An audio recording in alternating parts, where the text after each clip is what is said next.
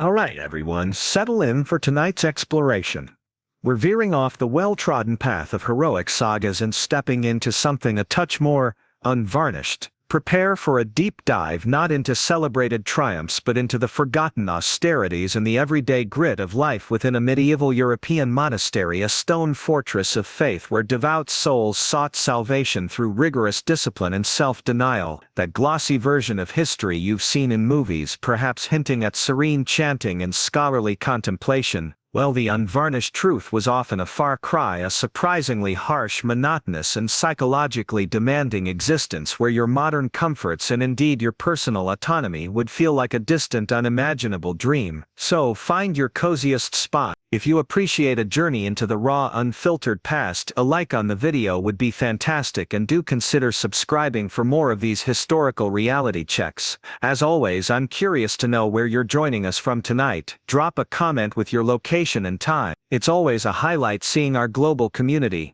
Okay, perhaps dim those lights, let a soft ambient sound fill the room, and let's embark on tonight's rather contemplative journey together. Your entry into the monastic life, perhaps in the sprawling Cluniac or Cistercian orders of the High Middle Ages, or a more isolated Benedictine house, is a profound renunciation. You leave behind the secular world, family, possessions, personal ambition, to dedicate your life entirely to God. This is not a decision taken lightly. It often involves a period as a postulant, then a novice, a time of testing and discernment, before you take your solemn vows of poverty, chastity and obedience. The heavy gates of the monastery close behind you, a symbolic severing from your former existence. The monastery is a world unto itself, a self-sufficient community governed by the rule of its founder, most commonly Saint Benedict. Your days are structured by the Opus Dei, the work of God, a relentless cycle of 8 canonical hours of prayer and worship, beginning long before dawn and continuing throughout the day and into the night. The peal of the church bell dictates your every move, summoning you from your meager bed to the cold choir stalls, regardless of the weather or your physical state. This unyielding rhythm will define your existence for the rest of your days. Your cell, if you are a choir monk, is a small, stark room, perhaps with a narrow straw-filled pallet for a bed, a small desk if you are engaged in scholarly work, and little else. There is no privacy in the modern sense. Monks often slept in communal dormitories, especially in earlier periods or stricter orders. The stone walls are cold, the air damp, possessions are forbidden beyond the most basic necessities, your habit, perhaps a psalter. This austerity is designed to detach you from worldly concerns and focus your mind on God. The daily liturgical services are long and demanding. You stand for hours in the often unheated church, chanting psalms, reciting prayers and participating in the Mass. The language is Latin, the music often complex plainchant.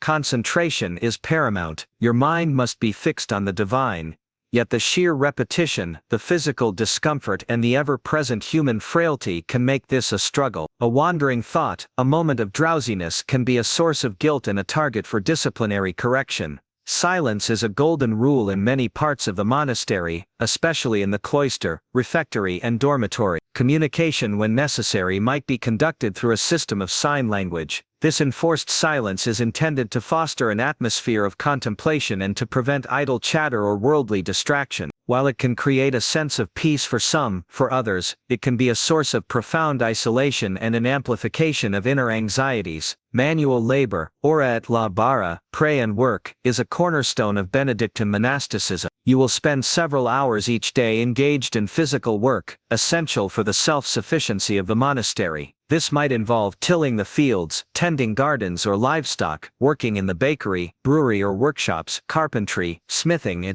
or even helping with construction and repairs.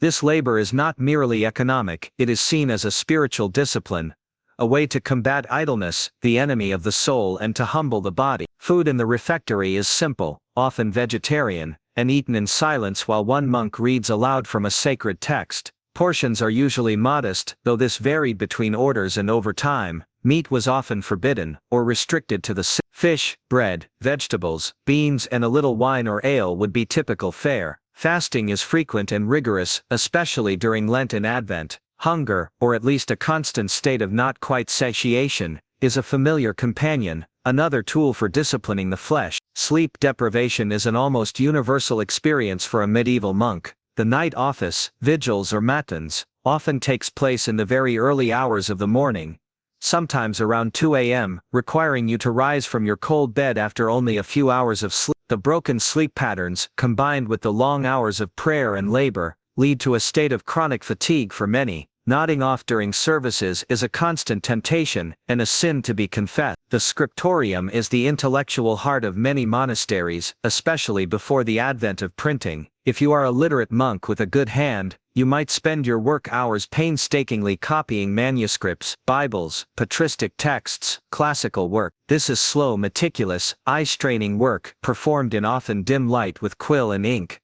A single manuscript could take months, even years to complete.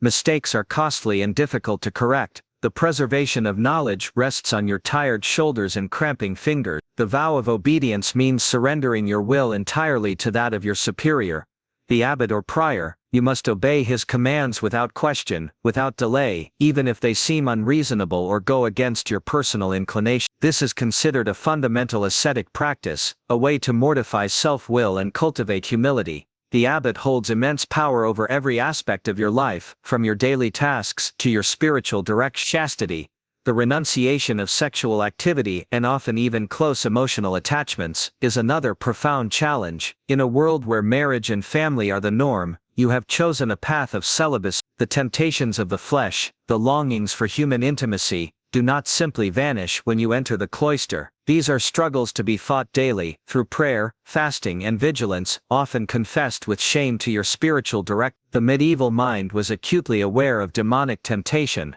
Poverty, the third vow, means you own nothing personally. Everything is held in common by the community.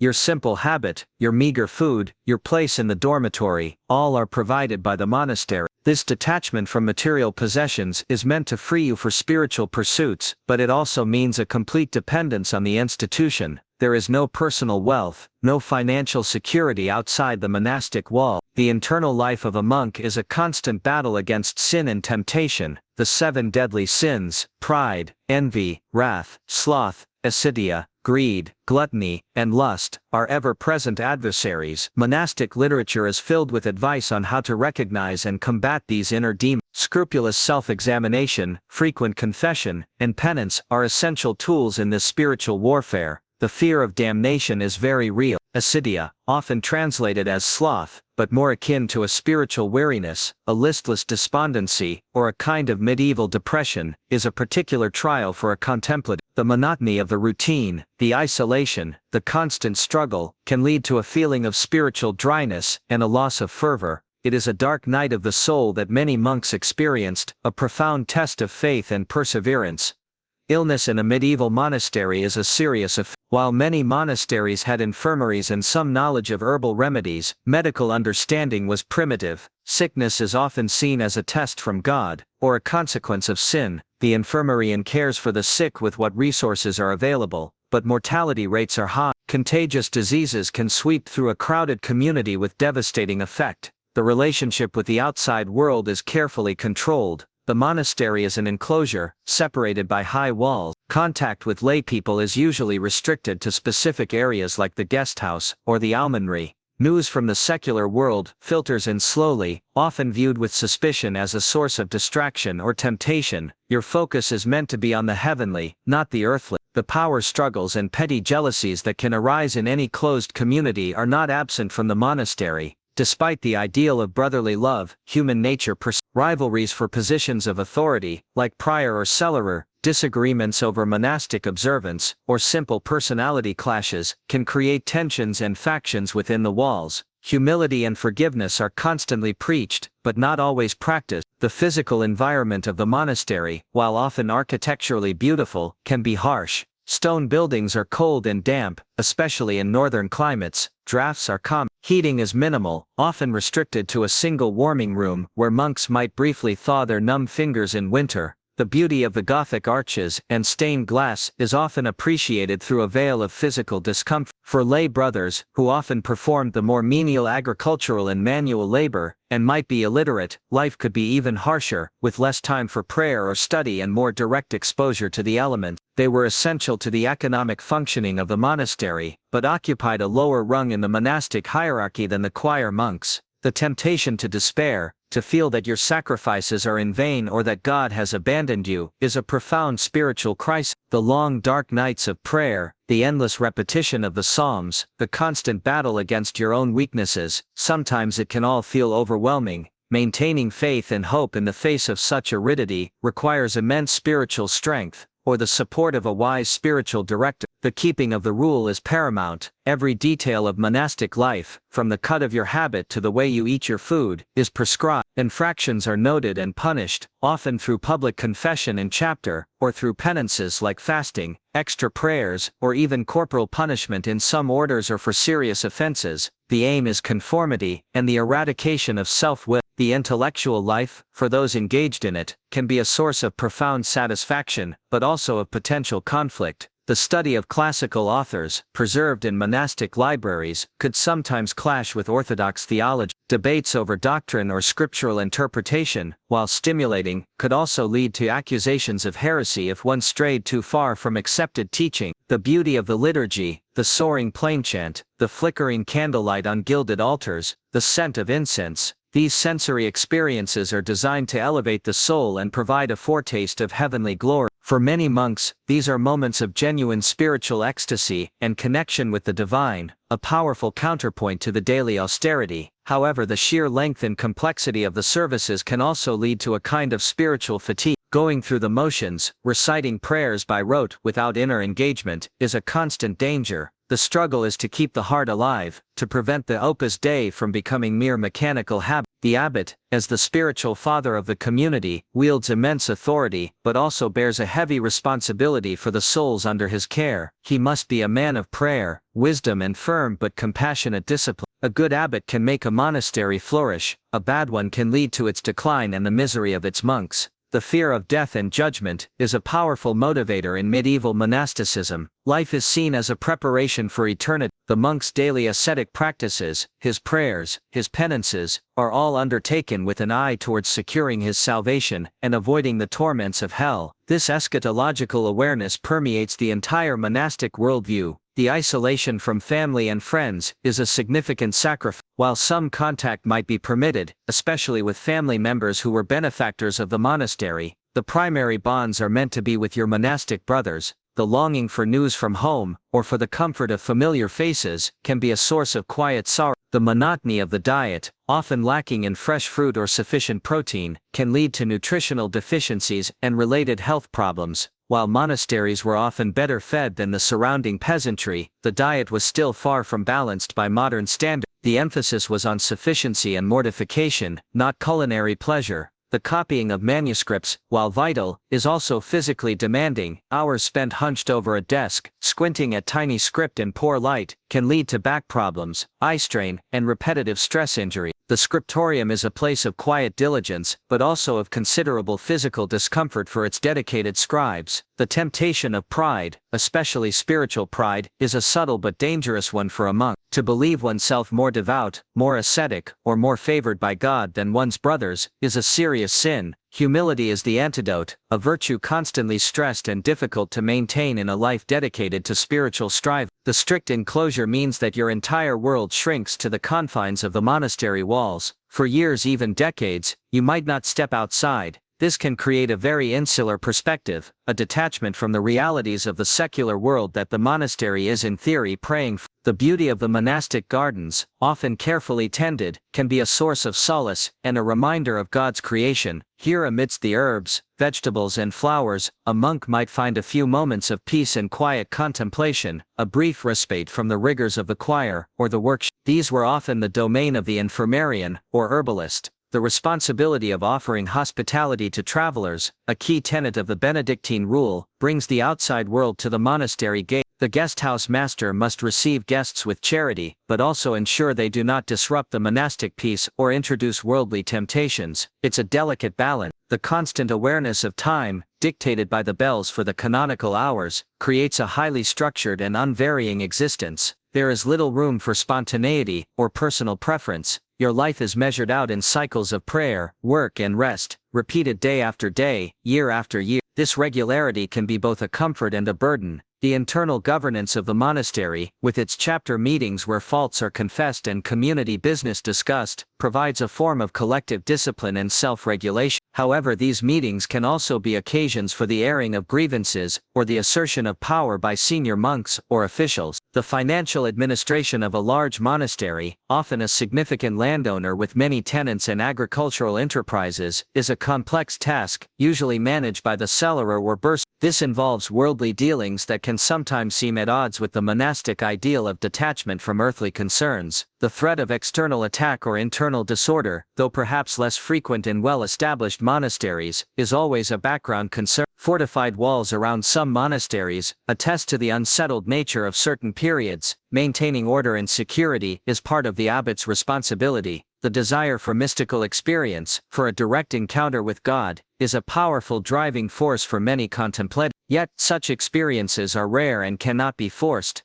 The monk's path is often one of patient, faithful perseverance in the dark night, trusting in God's grace, even in the absence of sensible consolation. The sheer physical labor involved in building and maintaining these vast stone edifices, the churches, cloisters, dormitories, is often overlooked. Monks themselves, especially in the early days of an order or a new foundation, would have been heavily involved in this construction, their piety expressed in sweat and calloused hands. The detailed observance of fasts and vigils places enormous strain on the body. Going without food for long periods, or spending entire nights in prayer, requires incredible physical and mental fortitude. These practices are designed to purify the soul by subduing the flesh, but they also weaken the body and make it more susceptible to illness. The library, for monasteries that possessed one, was a treasure house of sacred and sometimes secular learning. Access to books was a privilege, and the act of reading was a meditative practice, a way to absorb the divine word. For the scholarly monk, the library was a sanctuary. The process of electing a new abbot can be a time of intense politicking and division within the community.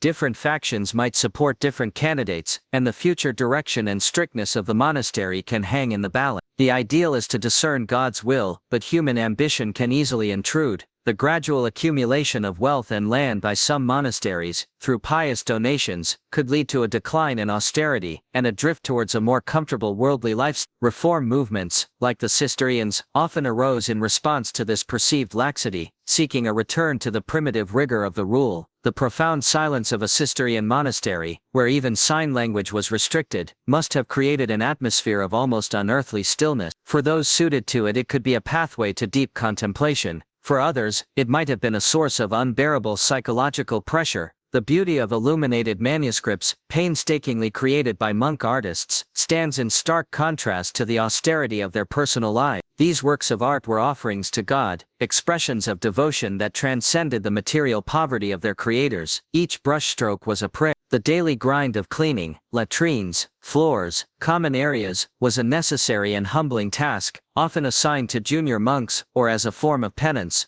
There was no escaping the mundane realities of communal living, even in the pursuit of the sublime. The constant struggle against idleness, seen as the workshop of the devil, meant that every hour of the day was accounted for. If not praying or engaged in prescribed labor, a monk might be reading, meditating, or performing some other useful task. Unstructured leisure time was virtually unknown. The emotional impact of chanting the Psalms daily, with their full range of human emotion, from despair and anger to praise and thanksgiving, must have been profound. The Psalter became the monk's own prayer book, reflecting his own spiritual journey through its ancient verse. The medieval monk's understanding of the cosmos was one where the spiritual world was intensely real and ever-present. Angels and demons were not mere metaphors, but active forces. This heightened spiritual awareness shaped their every thought and action, their fears and their hopes. And so, as you picture the serene cloisters and hear the distant echo of Gregorian chant, remember the cold stone, the empty belly, the aching back, the sleepless nights, and the unceasing internal battle. Life in a medieval monastery was a far cry from a peaceful retreat. It was a spiritual battlefield, where salvation was sought through a relentless war against the self and the world, a testament to an extraordinarily demanding form of devotion. Your freedom to choose your own path, to express your own thoughts, to seek your own comforts tonight, is a world away from their rigidly circumscribed, arduously devout existence.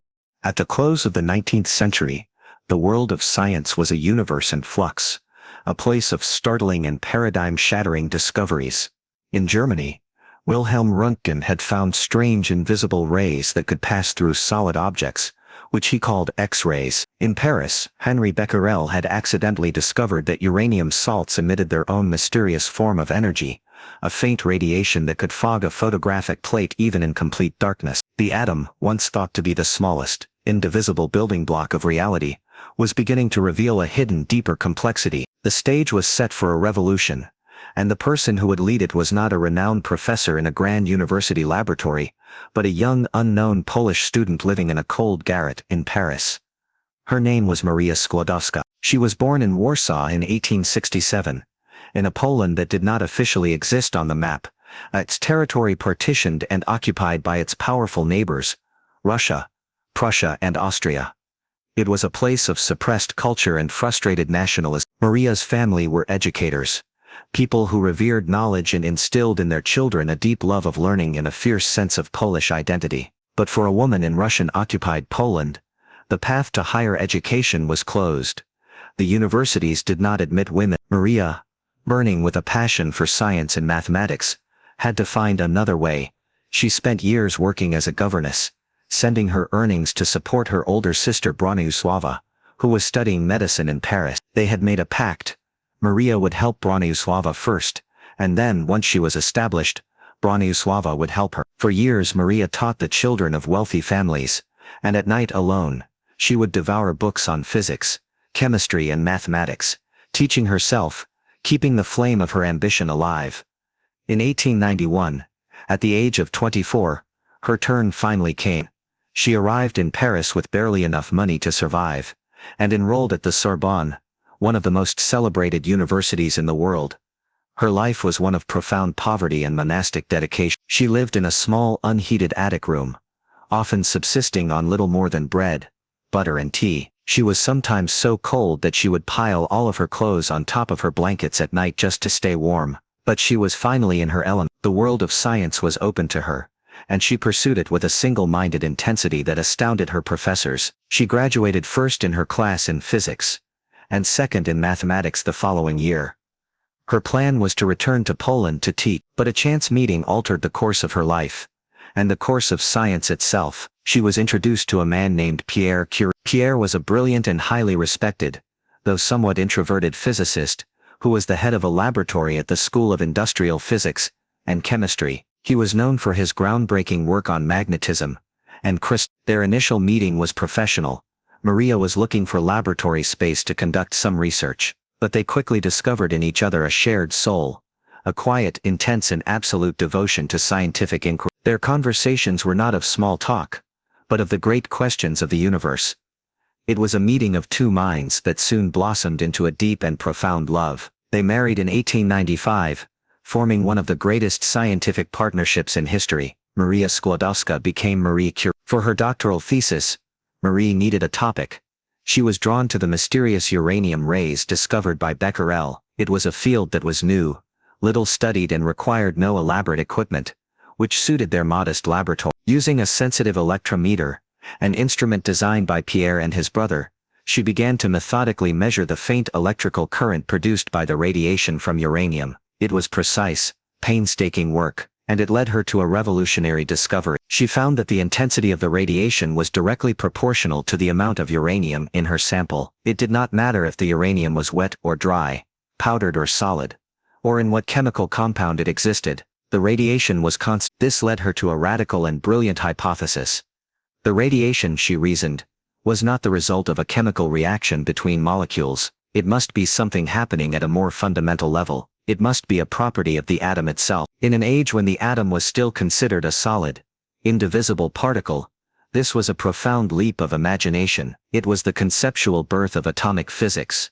Her investigation continued. She tested other elements for this strange property. She found that the element thorium also emitted similar rays. She coined a new word for this phenomenon: radioactivity. Then she made another, even more puzzling discovery. She was testing samples of pitchblende, the principal ore from which uranium is extracted. She found to her astonishment that the raw pitchblende was 4 times more radioactive than the pure uranium that was taken from it.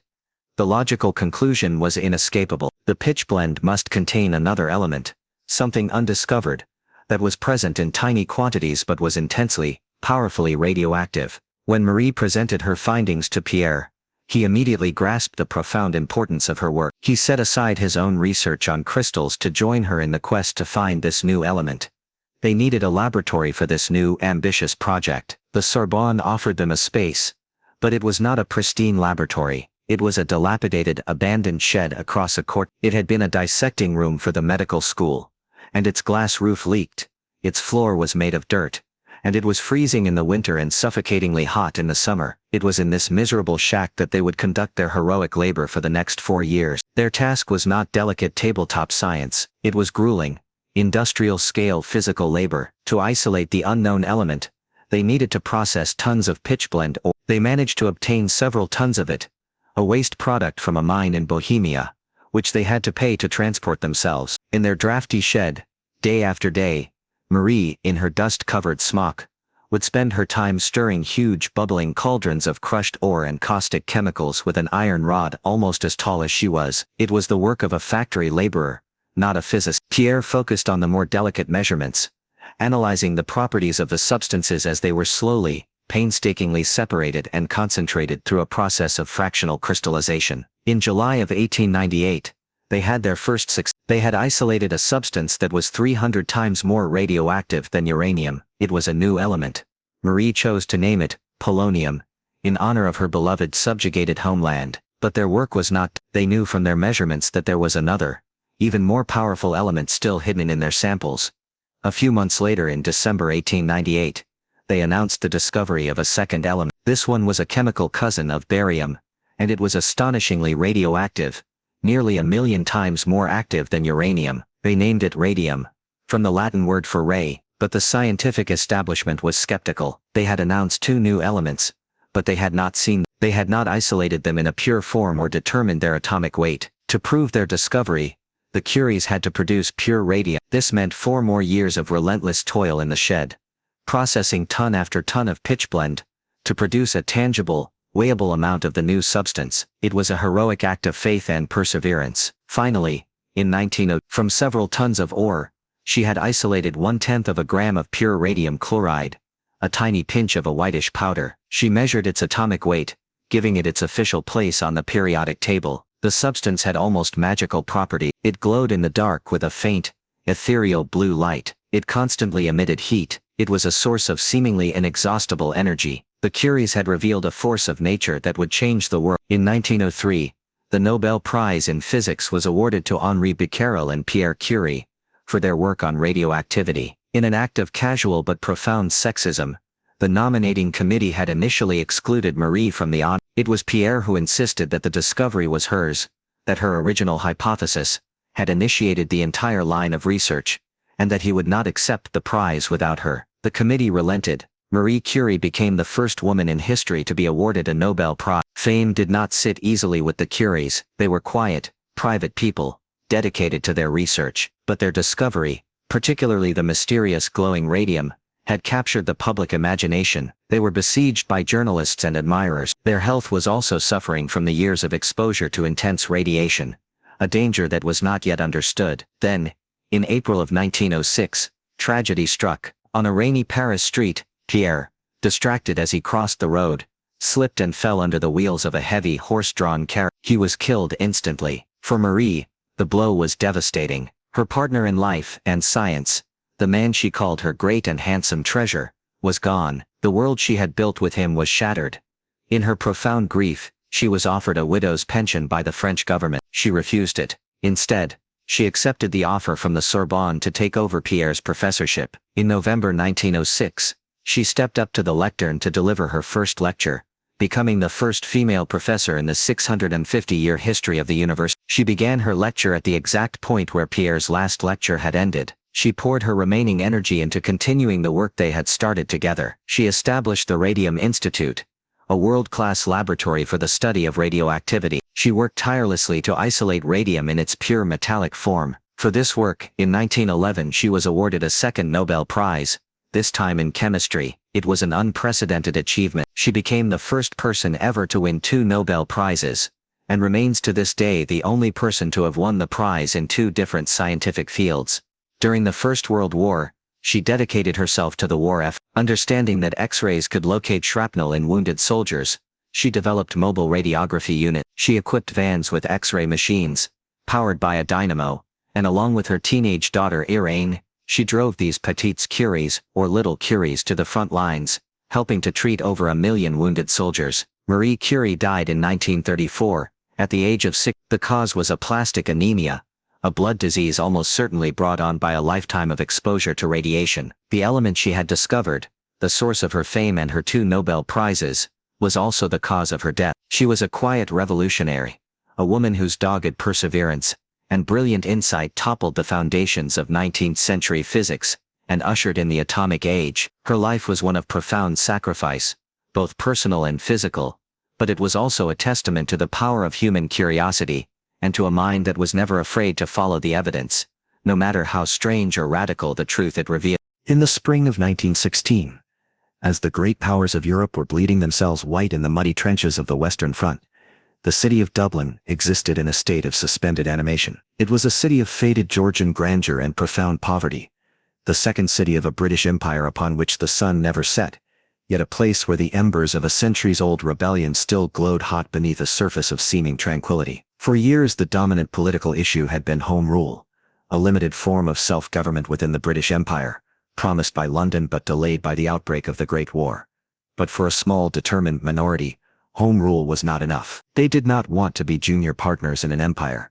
They wanted a sovereign Irish republic. This desire was fueled by a powerful cultural renaissance. A new generation was rediscovering the Irish language, reviving ancient Gaelic sports, and creating a literature that was defiantly brilliantly Irish. In this fertile ground of cultural nationalism, secret societies flourished. The most important of these was the Irish Republican Brotherhood, the IRB, a small oath-bound organization dedicated to achieving Irish independence by any means necessary. The men who planned the rebellion were not for the most part soldiers. They were dreamers, poets, and intellectuals. At the heart of the conspiracy was Padraig Pearse, a schoolmaster and a poet. Pearse was a complex, mystical figure, a man who had come to believe that the soul of Ireland had grown dormant and that only a grand, symbolic act of blood sacrifice could reawaken it. He believed a failed rebellion, ending in martyrdom, could achieve more than a successful political negotiation. Alongside him was the labor leader and brilliant Marxist theorist James Connolly. Connolly commanded the small but disciplined Irish Citizen Army,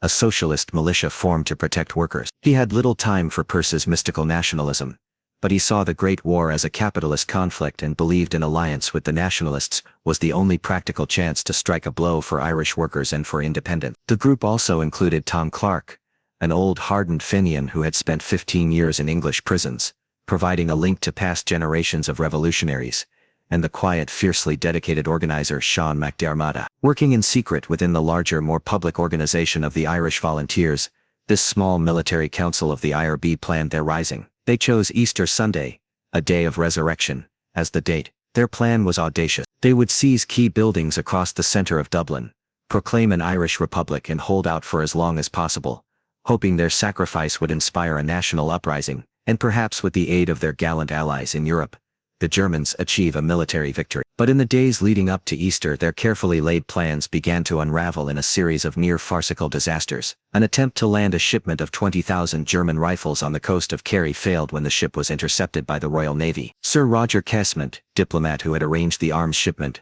was captured shortly after landing from a German submarine. The most damaging blow came from within the nationalist movement itself. Ewan MacNeill, the official commander of the Irish Volunteers, was not part of the secret IRB plot. When he discovered at the last minute that the planned maneuvers for Easter Sunday were in fact the cover for a full-blown rebellion, one for which the promised German arms would not be arriving, he was furious. He issued a countermanding order, published in the Sunday newspaper, canceling all volunteer activities for the day. The plotters awoke on Easter Sunday to find their plans in ruins. Their German arms were at the bottom of the sea, and their army, due to the conflicting orders, was in a state of confusion, with thousands of volunteers across the country staying home. They were faced with a stark choice: to call off the rising and accept defeat, or to proceed with a fraction of their intended forces. For Pearse, the choice was clear. The sacrifice was the point. The military outcome was secondary. That morning in Liberty Hall, the leaders met and made their fateful decision. The rising would go on. It would begin the next day, on Easter Monday. Monday, April 24th, 1916,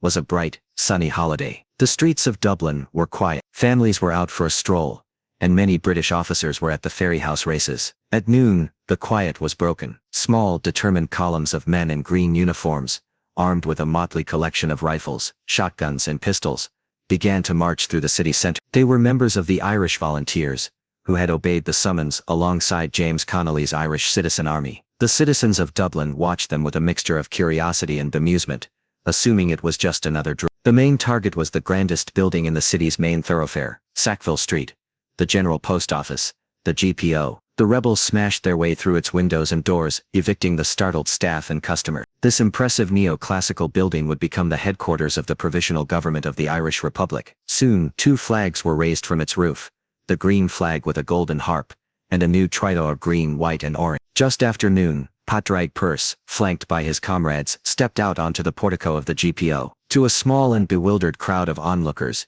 he read the proclamation of the Irish Republic. It was a document of soaring idealism. It declared Ireland a sovereign, independent republic, and guaranteed religious and civil liberty, equal rights and equal opportunities to all its citizens. It was one of the first official declarations of a state in the world to promise equal rights to both men and women. But as Pearse's powerful voice echoed across the street, most of the crowd reacted with indifference or open hostility. The rebellion had begun, not with a roar of popular support, but with the confused murmurs of a handful of passers-by. Across the city, other rebel battalions seized their objectives. A group led by Ned Daly took the Four Courts, the center of the British legal system. Michael Mallon and the Countess Constance Markievicz, a striking figure in her military uniform, led the citizen army in occupying Stephen's Green, where they began digging trenches in the park's flower beds. Another group, under the command of Eamon Shunt, took the South Dublin Union, a sprawling complex of workhouses and hospitals. The rebels had seized their strongholds, but they were a tiny force, perhaps 1,200 men and women in total,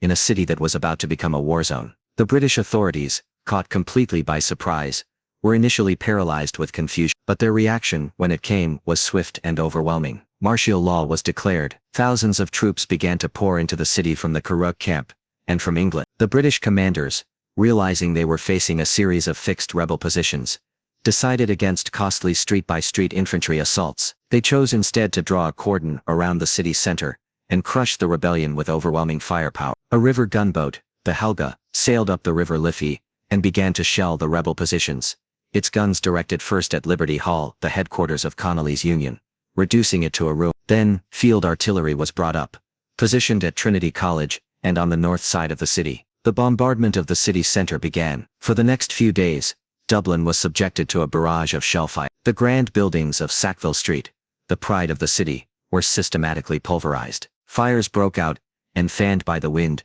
began to merge into a raging inferno. The fighting was fiercest at the outpost. At Mount Street Bridge, a tiny garrison of just 17 volunteers occupied a series of buildings overlooking the main road into the city from the port of Kingstown, where the British reinforcements were landing. From these fortified positions, they held off an advance of thousands of experienced British soldiers for hours, inflicting devastating casualties in one of the most ferocious battles of the week. The rebels in Stephen's Green were forced to retreat from their exposed trenches into the nearby College of Surgeons, after British troops occupied the Shelbourne Hotel, firing down on them with machine guns. Inside the GPO, the rebel headquarters was slowly being encircled and destroyed. The building was constantly raked by machine gun fire, and shelled by artillery. James Connolly, directing operations in the streets outside, was severely wounded, his ankle shattered by a bullet. He was brought into the GPO on a stretcher, where he continued to issue commands while lying on a bed. Padraig Pearse, the poet-president, moved among his garrison, offering words of encouragement, his demeanor calm and almost serene, amidst the growing chaos. By Friday the GPO was on fire, the roof had collapsed, and the position was untenable. The leaders in the garrison were forced to make a desperate escape, tunneling through the walls of adjacent buildings, as Sackville Street burned around them. They established a new headquarters in a small house on Moore Street. From here they could see the devastation they had brought upon their city. They could hear the screams of civilians caught in the crossfire. Pearse, the man who had dreamed of a glorious blood sacrifice, was now faced with the brutal reality of war. He saw the civilian casualties mounting and knew that further resistance was futile. To prevent the further slaughter of the citizens of Dublin, he made the decision to surrender. On Saturday afternoon, a nurse named Elizabeth O'Farrell walked out into the middle of the street, carrying a white flag. Padraig Pearse surrendered unconditionally to the British military. The Easter Rising was over. The initial reaction of the Dublin public was one of fury. As the defeated rebels were marched through the streets to be imprisoned,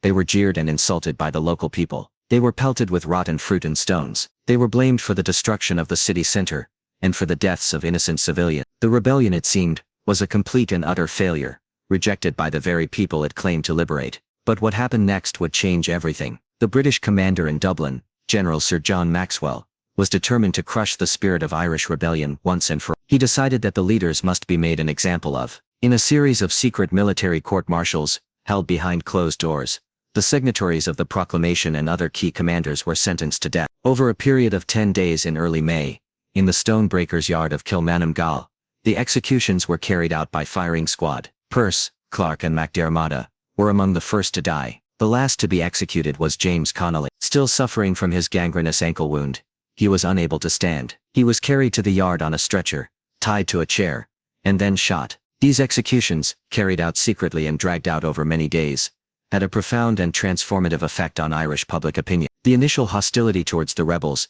turned into a wave of revulsion and sympathy. The men who had been jeered as traitors a week earlier were now seen as martyrs. The British government, in its desire to crush a rebellion, had instead created a pantheon of national heroes. The poet, W. Yeats, who had been critical of the Rising, captured the astonishing sea change in the public mood in a famous poem, writing, "All changed, changed utterly, a terrible beauty is born." The military failure of Easter 1916 had become, through the executions, a staggering and resonant political success. It ignited a fire in the Irish imagination that led directly to the War of Independence, and ultimately, to the creation of an independent Irish. The blood sacrifice that Pearse had dreamed of had in the end come to pass. The ship was small, a vessel of commerce, refitted for a peculiar and peaceful mission of science. In the year 1787, His Majesty's armed vessel Bounty set sail from England under orders from the Admiralty. It was not bound for war, but for botany. Its mission was to travel to the other side of the world, to the newly discovered island of Tahiti in the South Pacific. There it was to collect 1,000 live breadfruit saplings and transport them to the British colonies in the West Indies. The hope was that this remarkable plant, which produced a starchy bread-like fruit, could be cultivated as a cheap and plentiful food source for the enslaved populations working the sugar plantations. The commander chosen for this unusual voyage was Lieutenant William Bligh. Bligh was by any measure one of the finest navigators of his age. He had learned his craft under the ultimate master, Captain James Cook, having served as the sailing master on the Resolution during Cook's final fateful voyage. He was a superb cartographer, a meticulous seaman, and a man of immense personal courage. But he was also a man of profound flaws. His temper was volcanic, his tongue sharp and merciless, and his sense of discipline absolute. He was a man who commanded respect for his skills, but rarely affection. For his second-in-command, the crucial role of acting lieutenant, Bligh chose a young man he knew and trusted, Fletcher Christian. Christian was everything Bligh was not. He was from a well-to-do family, handsome, charismatic and possessed of a sensitive, almost brooding, disposition. The two men had sailed together before, and Bligh saw in Christian a promising officer. He had no reason to suspect that on the deck of this small ship, in the vast emptiness of the Pacific, their destinies would become locked in a conflict that would create one of the most enduring legends in maritime history. The Bounty was a cramped and crowded vessel. The great cabin, usually reserved for the captain, was converted into a greenhouse for the precious breadfruit plants, complete with a lead-lined floor and drainage systems. This meant that captain, officers and crew were all forced into smaller quarters for the long and arduous journey. Bligh's rigid discipline began to grate on the men. He was obsessed with the health of his crew,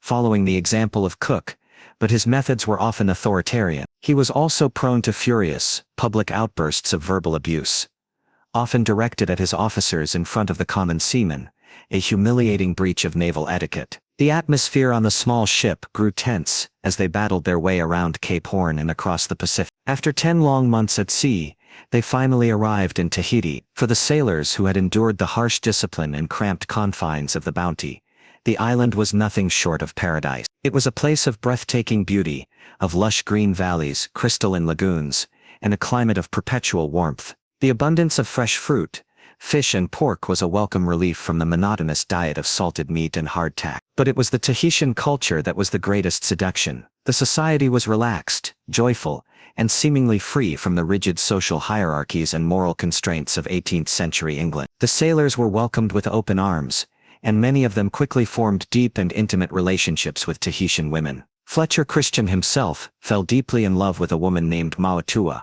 whom he called Isabella. For 5 idyllic months, the crew of the Bounty lived a life of ease and freedom as they waited for the breadfruit saplings to mature enough for transport. They were in danger of, as sailors would say, going native. The harsh discipline of the Royal Navy began to feel like a distant, unpleasant dream. In April of 1789, the dream ended. The 1,000 breadfruit plants were loaded and secured in the great cabin, and the order was given to weigh anchor. The mood on the ship was sullen and resentful. The men were leaving paradise to return to their floating prison, now even more crowded and uncomfortable than before. Bligh, sensing the change in morale, tightened his grip. His temper, always simmering, now boiled over more frequently. He berated his officers for the slightest infractions, his tirades growing more personal and more vicious. The breaking point came over a trivial matter, a pile of coconuts. Bligh, who kept his own private store of coconuts, noticed some were missing. He assembled all the officers on deck and accused them of theft. He called them scoundrels and thieves. His fury focused particularly on Fletcher Christian, his once favored protege. For Christian, this public humiliation, being dressed down like a common criminal in front of the entire crew, was the final intolerable insult. That evening, Christian was in a state of profound turmoil. He felt his honor had been so utterly destroyed that he could no longer serve on the ship. He resolved to desert. His plan was to build a small, crude raft and cast himself adrift, hoping to make his way back to Tahiti, a suicidal gamble. As he was preparing his raft, several other crew members, men who also chafed under Bligh's rule, approached him. They urged him not to desert. If he was going to risk his life, they argued, why not risk it for a greater prize? Why not take the ship itself? The idea, once spoken, took root in Christian's tormented mind. He was the officer of the watch. The ship was his to command until dawn. In the pre-dawn darkness of April 20, the ship descended into chaos. The mutineers, now in control of the vessel's arms, rounded up the officers loyal to Bligh. The crew was divided. Many were not active mutineers, but were either too frightened to resist, or were sympathetic to Christian's cause. Bligh, even with his hands tied, remained defiant, shouting at Christian, calling him a villain and a traitor. The mutineers knew they had crossed a line from which there was no return. Mutiny against a captain of the Royal Navy was the most serious crime imaginable, punishable only by death by hanging. They could not keep Bligh on board, nor could they bring themselves to kill him. They decided to cast him adrift. The ship's 23-foot launch, a small open boat, was lowered into the water. Bligh and 18 men who remained loyal to him were forced into the vessel. It was dangerously overloaded, its gunwales riding just inches above the water. The mutineers threw them a small amount of food and water, a quadrant and a compass, and a few cutlasses. There were no charts. As the launch was cast off, Bligh continued to shout threats and warnings at Christian, promising that he would see them all hang for their action. Fletcher Christian, his face a mask of anguish, could only reply, "I am in hell, I am in hell." The Bounty sailed away, leaving Bligh and his loyalists alone in the vast empty expanse of the Pacific Ocean. What followed was one of the most extraordinary feats of survival in maritime history. Bligh, his life and the lives of 18 others, dependent entirely on his skill, had to navigate them to safety. The nearest European outpost was the Dutch settlement of Kupang on the island of Timor. It was a journey that seemed utterly impossible in a small, overcrowded, open boat, with virtually no supplies. Bligh's tyrannical discipline, which had caused the mutiny, and now became their only salvation. He took absolute control. He meticulously rationed their meager supplies, portioning out a single breadfruit and a quarter pint of water per man per day, using a coconut shell for a cup and a pistol ball for a weight. He was a ruthless taskmaster, but he kept his men alive. He navigated using only his quadrant and his profound knowledge of the sea, memorizing his position and his course. They endured torrential storms that threatened to swamp their small boat, the blistering heat of the tropical sun, and the constant, gnawing agony of hunger and thirst. They sailed through the Fiji Islands, where they were attacked by natives, barely escaping with their lives. After 47 days of unimaginable hardship, their bodies wasted away to skin and bone, they sighted the coast of Timor. They had done it. Bligh had navigated his tiny fragile craft across thousands of miles of open ocean, without losing a single man to the sea. It was a testament to his incredible skill and his indomitable will. Meanwhile, Fletcher Christian and the mutineers on the Bounty were now masters of their own destiny. But they were hunted men. They knew that as soon as Bligh, if he survived, reached civilization, the Royal Navy would dispatch warships to hunt them down. Christian sailed the Bounty back to the paradise of Tahiti. Here the mutineers split. 16 of them chose to remain on the island, gambling that they could blend in with the local population and evade capture. But Christian knew that Tahiti was the first place the Navy would look. He, along with 8 other mutineers, their Tahitian wives, and a small number of Tahitian men and women who chose to join them, set sail once more in the Bounty. They were in search of a true sanctuary, an island so remote and obscure that no one would ever find them. They became ghosts on the ocean, scouring the South Pacific for a home. In January of 1790, they discovered it. It was Pitcairn Island, a tiny isolated volcanic rock, surrounded by treacherous reefs. Crucially, it had been incorrectly marked on the British naval charts, placing it hundreds of miles from its actual position. It was the perfect hideaway. To ensure there was no escape and no sign of their presence, Christian gave the order to burn the Bounty. The ship that had been their prison, their prize, and their vessel of escape, was run aground in a small bay, and set on fire, its charred remains sinking beneath the waves. They were now marooned, cut off from the entire world. Their new home was not the utopia they might have hoped for. The small community was soon torn apart by jealousy and violence. The English sailors began to treat the Tahitian men as servants rather than partners, and disputes over land and women led to a cycle of murder and revenge. Within a few years, a brutal internal war had left most of the men, including Fletcher Christian himself, dead. The two threads of the story had reached their own strange conclusion. William Bligh returned to England, where he faced a court-martial for the loss of his ship, as was standard practice. He was honorably acquitted and went on to a long and distinguished naval career, eventually rising to the rank of vice admiral. The Royal Navy did hunt down the mutineers left on Tahiti. Some were drowned in a shipwreck, and of those brought back to England for trial, 3 were hanged. The Pitcairn community, after its bloody beginning, eventually found a kind of fragile peace under the leadership of the last surviving mutineer, John Adams, creating a unique, hybrid society that remained completely hidden from the outside world until it was rediscovered by an American whaling ship nearly 2 decades later. The story of the Mutiny on the Bounty became an enduring legend, a timeless drama of tyranny and rebellion, of paradise found and paradise lost, and a powerful reminder of how the human heart, under pressure, can be driven to acts of both incredible resilience and terrible desperation. In the latter half of the 16th century, Europe was a continent, fractured by faith and dominated by the rivalry of 2 sovereigns, 2 starkly different visions of the world, embodied by 2 unforgettable monarchs. In Spain, from the austere monastery-like palace of the Escorial, King Philip II ruled over a vast global empire. He was the most powerful man in the world, the master of Spain, Portugal, the Netherlands, and a sprawling colonial empire in the Americas from which a river of silver flowed. But Philip was not a man driven by worldly pleasure. He was a deeply, almost painfully devout Catholic who saw himself as the sword of the Church, God's chosen instrument to defend the faith against the rising tide of the Protestant heresy. Across the sea, on the throne of England, sat the object of much of his righteous fury, Queen Elizabeth I. She was the Protestant daughter of Henry VIII and Anne Boleyn, a woman whose very legitimacy was denied by the Catholic Church. She was a ruler of contradictions, pragmatic yet capable of great passion, cautious yet courageous, a woman who ruled a smaller, more vulnerable island nation with a masterful command of politics and propaganda. She was the Virgin Queen, married only to her kingdom, and she was the great hope of the Protestant cause in Europe.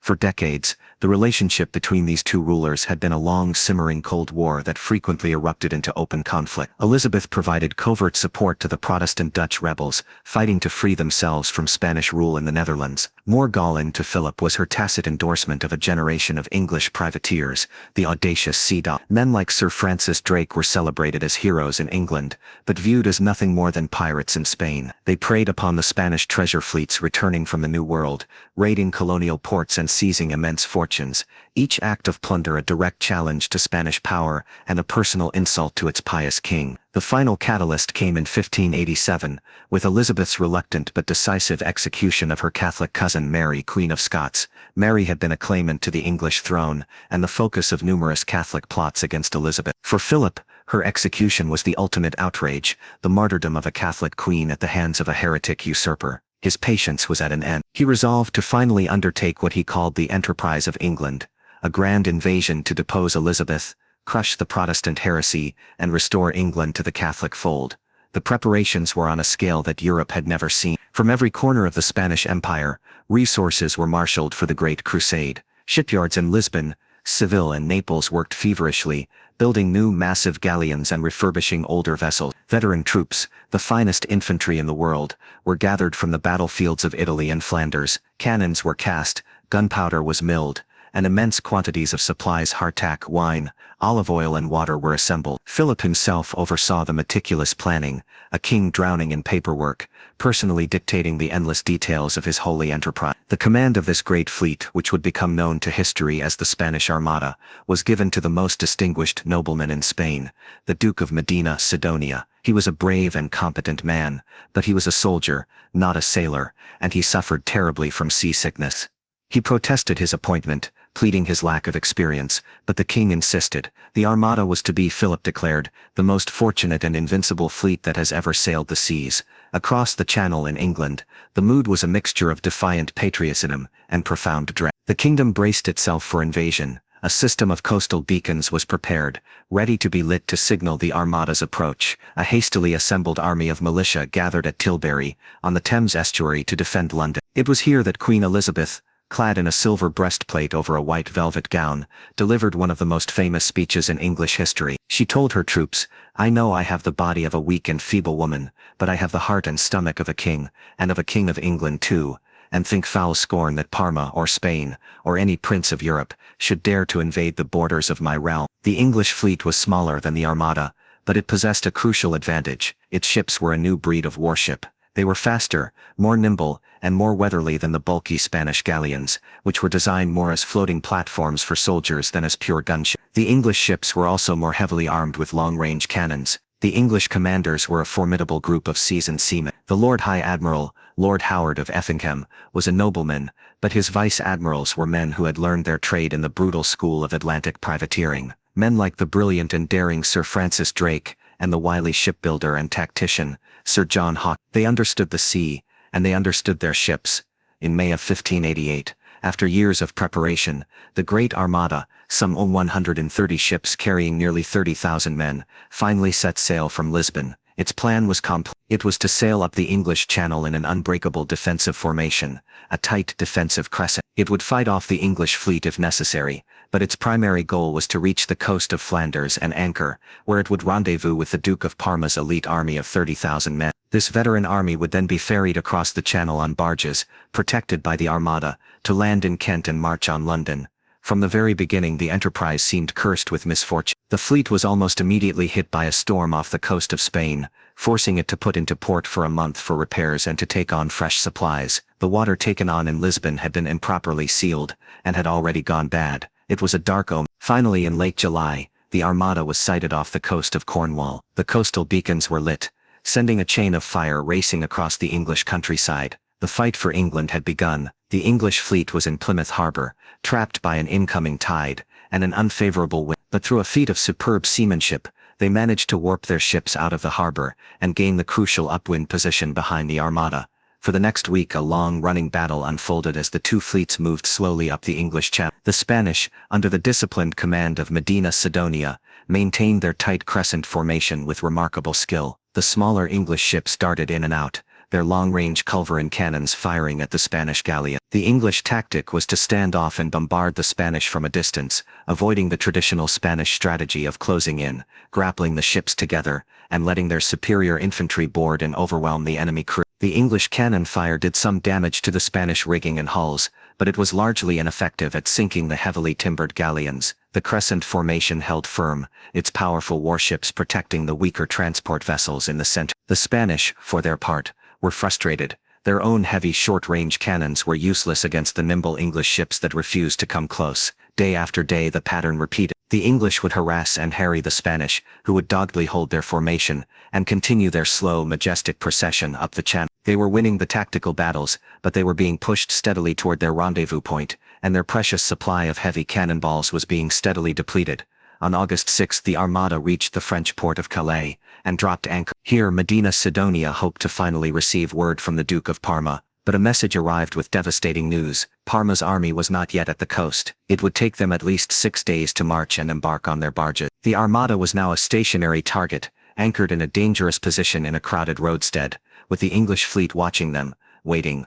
The English commanders knew this was their moment. On the night of August 7th, under the cover of darkness they unleashed a terrifying weapon. They took 8 of their own smaller vessels, packed them with anything that would burn: tar, pitch, gunpowder, and loaded their cannons. They set these ships ablaze and sent them, with the wind and tide, drifting silently towards the densely packed Spanish fleet. These were the hell-burn. As they bore down on the armada, their cannons, heated by the flames, began to fire on their own, creating a terrifying and chaotic spectacle of fire and explosions. Panic ripped through the Spanish fleet. There was no time to weigh anchor. The Spanish captains gave the only possible order: cut the cables. In a desperate scramble to escape the fire ships, the great defensive crescent, which had been held so brilliantly for a week, was shattered. The ships scattered, drifting in disarray up the coast. The next morning, off the coast of a Flemish town called Gravelines, the English fleet fell upon the disorganized Spanish. This was the battle they had been waiting for. With the Spanish formation broken, the English ships could finally use their superior maneuverability and gunnery to full effect. They closed in, firing relentless broadsides at close range, tearing into the hulls and rigging of the great galleons. The Spanish fought with incredible bravery. Their ships were battered, their decks running with blood, but they refused to surrender. The battle raged for 8 hours. Several Spanish ships were sunk, and many more were severely damaged. The armada was on the verge of total annihilation. Then, just as it seemed all was lost for the Spanish, the weather intervened. A sudden violent squall swept in, and the wind shifted, allowing the battered remnants of the Spanish fleet to break off the engagement and escape into the grey, unwelcoming waters of the North Sea. The immediate threat of invasion was over, but the armada's ordeal had just begun. The prevailing winds, which the English jubilantly called the Protestant wind, were now blowing strongly from the southwest. It was impossible for the Spanish fleet to return down the channel. Their only way home was the long and perilous road north around Scotland, and down the treacherous west coast of Ireland. This final leg of the journey turned a defeat into a catastrophe. The ships were battered and leaking. The men were sick with typhus and starving, their food supplies all but gone. They had no accurate charts for these wild northern waters,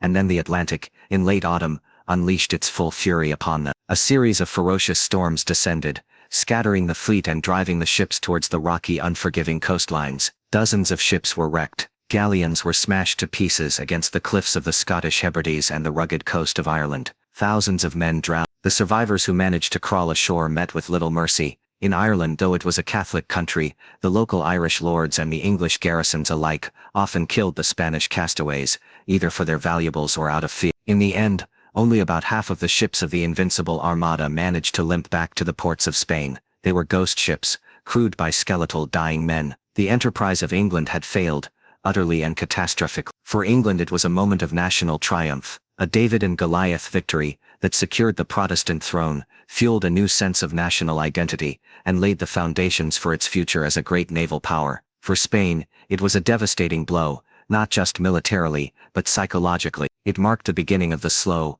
long decline of its imperial dominance. The grand design of a devout king had been undone by a combination of English defiance, tactical innovation, and the awesome, untamable power of the wind and the wave.